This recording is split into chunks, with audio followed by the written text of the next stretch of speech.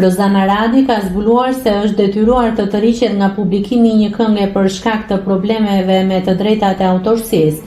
Në një studio televizive, këngëtarja rrëfeu se gjithçka nisi në muajin janar, kur ju propozua një projekt muzikor nga DJ Iliano. Sipas saj, kënga rezultoi të ishte një material i lidhur me rezerta shkurta, e cila kishte versionin origjinal të projektit. Rozana tregoi se përpara se të pranonte bashkëpunimin, kishte kërkuar garanci të plota për aspektin ligjor të këngës. Ajo theksoi se kishte pyetur nëse ishin siguruar të gjitha të drejtat e autorësisë dhe nëse dokumentacioni ishte i rregullt, duke marrë përgjigje pozitive se gjithçka ishte në përputhje me ligjin. Duke u bazuar në këtë siguri, artisti avijoi me projektin, duke realizuar një version remix të këngës, i cili u performua edhe live më 14 shkurt në qendër të Tiranës.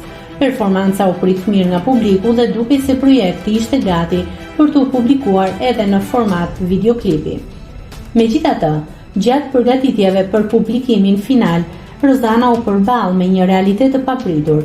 Kënga në fjalë rezultoi të ishte shitur 2 herë nga kompozitori, duke krijuar një konflikt të qartë mbi të drejtat e përdorimit. Kjo situatë detyroi këngëtaren të tërhiqej menjëherë nga projekti për të shmangur pasoja ligjore dhe për të respektuar standardet profesionale. Rozana: mua më është ofruar në janar një këngë nga DJ Iliano, e cila më pas rezultoi të ishte një projekt i rezerta shkurtës. Para se të pranoja bashkëpunimin, pyeta nëse ishin marrë të gjitha të drejtat e autorësisë dhe firmat përkatëse nga autori dhe kompozitori. Mu tha se gjithçka ishte në rregull dhe ligjërisht e përfunduar.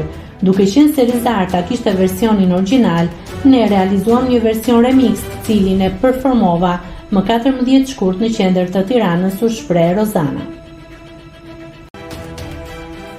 Nëse klikoni mbi butonin subscribe, do t'ju shfaqen të gjitha publikimet tona. Ju ftoj t'i bëni subscribe kanalit, të pëlqeni videot dhe të lini komentin tuaj.